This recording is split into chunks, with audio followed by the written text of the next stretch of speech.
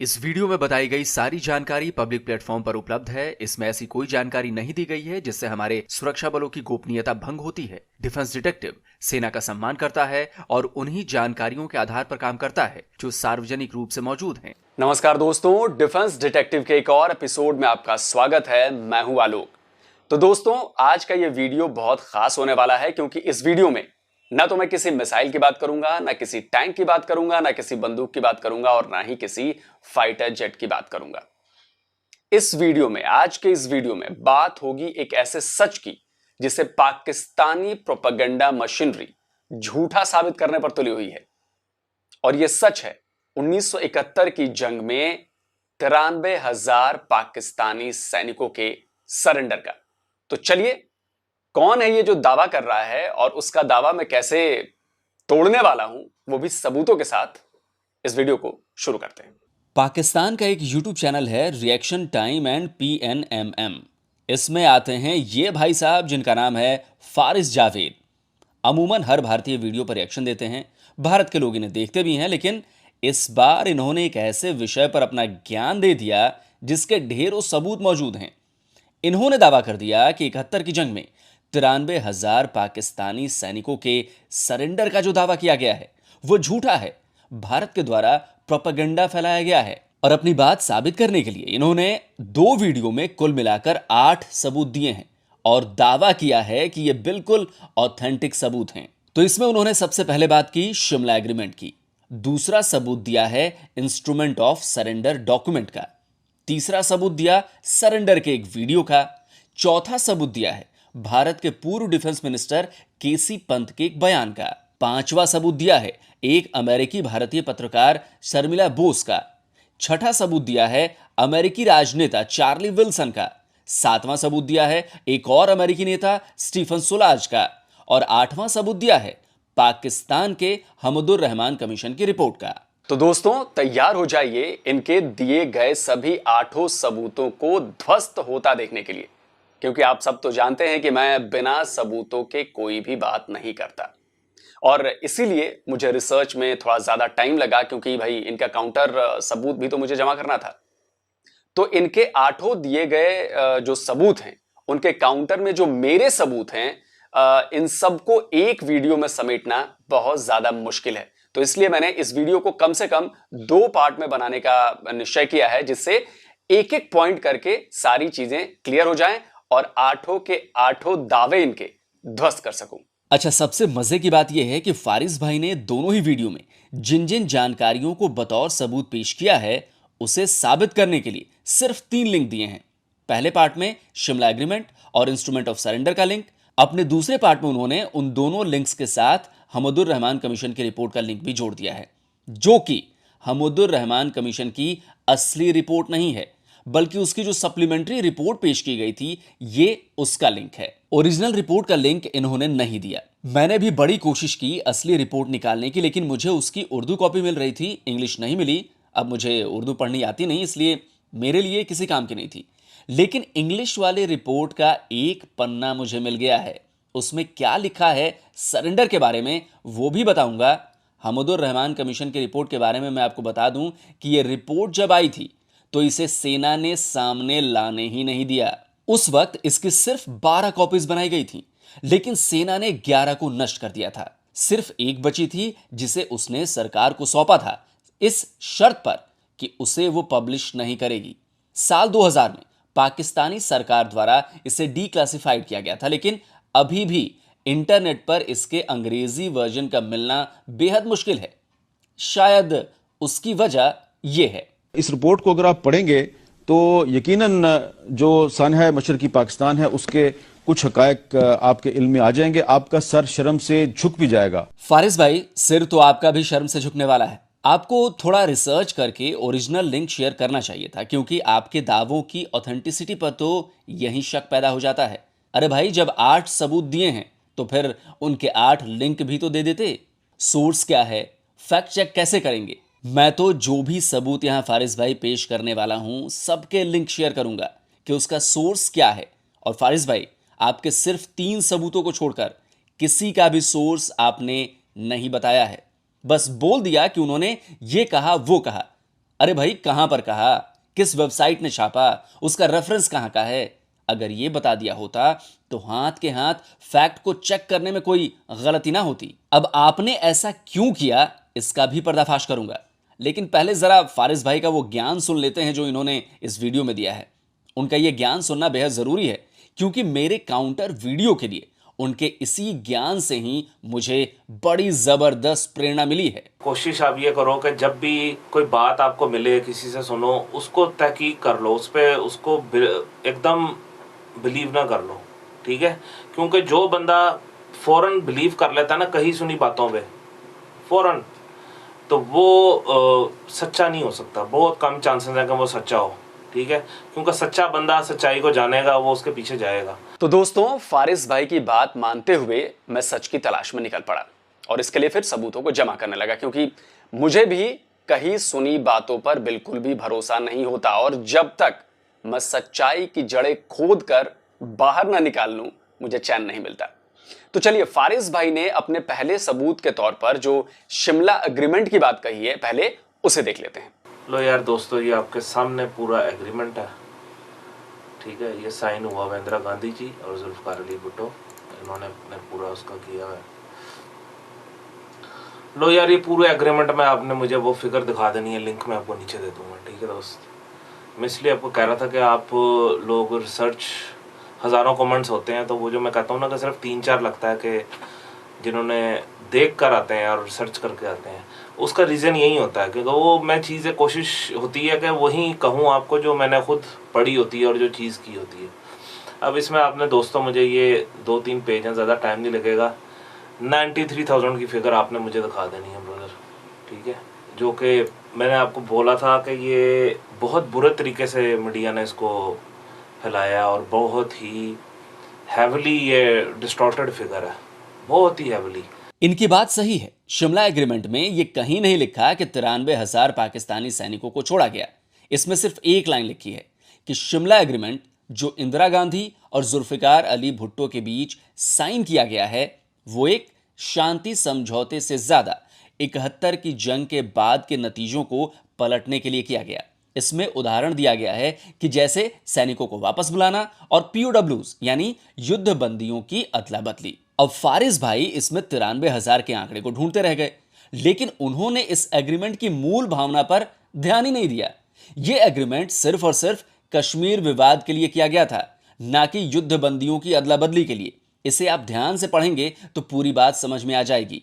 इसी एग्रीमेंट के जरिए भारत ने जम्मू कश्मीर के मसले को UN से निकालकर सिर्फ भारत और पाकिस्तान के बीच का आपसी मुद्दा बना दिया।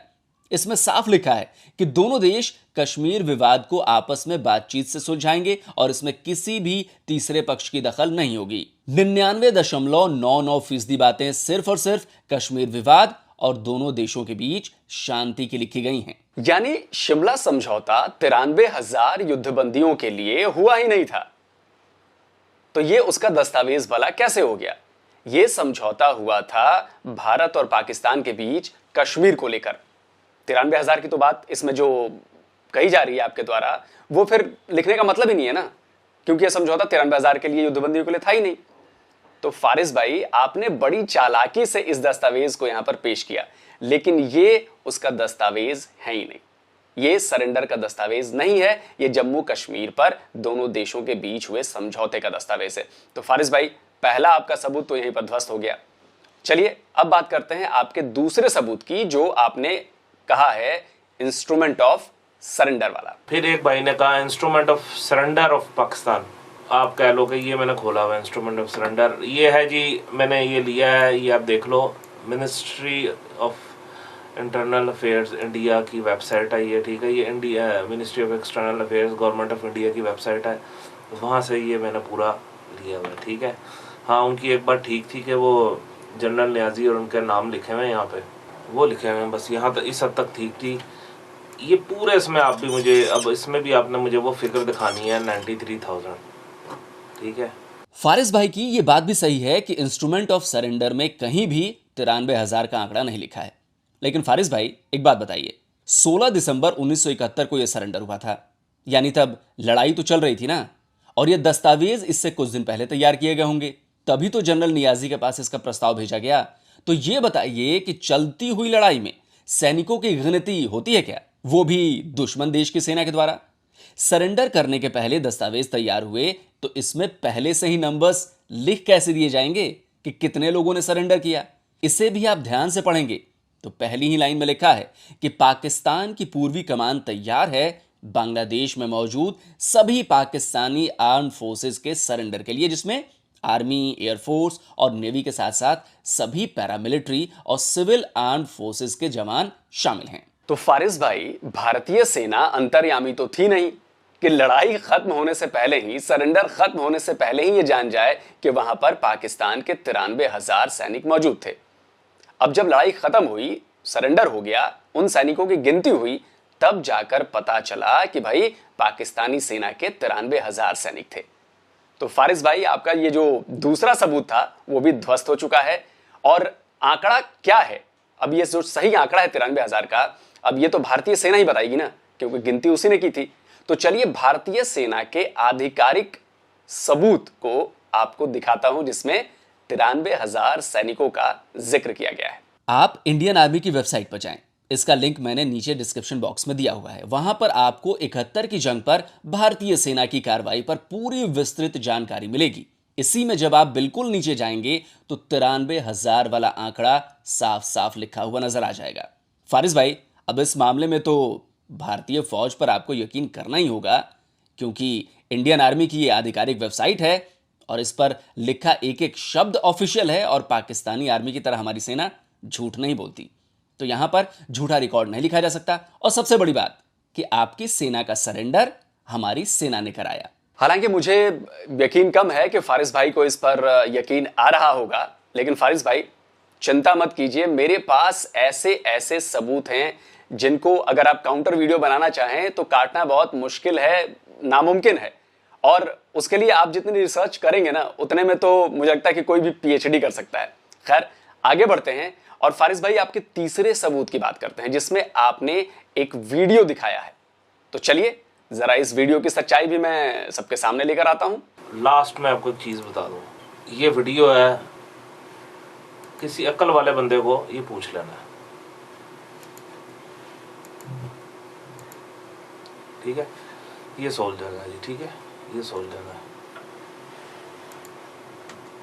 ये सोल्जर है भाई, ठीक है? सारे ये जा रहे हैं, ठीक है भाई? हाँ, ये जा रहे हैं, पीछे पूरा खाली है, ये देखें, ये देखें, ग्राउंड है, सारी ग्राउंड है, ये ना भाईजान, ये भाईजान, ये सारे लोग हैं, इस पर बहुत क्लिप होंगे, ठीक है? किसी भी नॉर्मल बंदे को दिखा दें और कहते हैं कि ये कितने बंदे होंगे, वो आपको बता देगा। 90,000 बंदों की बात हो रही है, ठीक है? यहां भी फारिस भाई की बातों को सुनकर मैं सोच में पड़ गया कि भाई बात तो सही है। वीडियो को देखें तो 93,000 की भीड़ तो पता नहीं चल रही है। अब उस वक्त ड्रोन कैमरे भी नहीं थे कि ऊपर से शूट कर लेते तो अंदाजा लग जाता। तो इसकी हकीकत जानने के लिए मैंने रिवर्स रिसर्च शुरू की, सबूत तलाशने लगा, तो मुझे ये वीडियो मिला। ये उसी वक्त का वीडियो है जब सरेंडर किए गए कुछ पाकिस्तानी सैनिकों को भारत में बने प्रिजनर ऑफ वॉर कैंप में ले जाने की तैयारी चल रही थी। इस वीडियो में जो रिपोर्टर आपको दिख रहे हैं, उनका नाम रिचर्ड लिंडले था। ब्रिटेन के बेहतरीन पत्रकारों में इनका नाम शुमार किया जाता है। बांग्लादेश की जंग को कवर करते हुए भी इन्होंने बेहद शानदार काम किया था। उस वक्त लिंडले ITN नेटवर्क के लिए काम कर रहे थे और तब पत्रकारिता आज की तरह नहीं होती थी। एक एक शब्द, एक एक फैक्ट चेक करके दिए जाते थे। तो इस वीडियो में रिचर्ड लिंडले ने क्या रिपोर्ट दी थी, फारिस भाई आपको उसे बेहद ध्यान से सुनने की जरूरत है। और मुझे पूरी उम्मीद है कि फारिस भाई आप ये वीडियो देख रहे हैं तो आप भी बहुत ध्यान से सुनिएगा।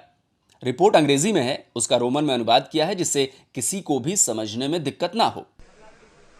Before the Indian Army can think about leaving Bangladesh, 93,000 Pakistani prisoners of war will have to be transported to India.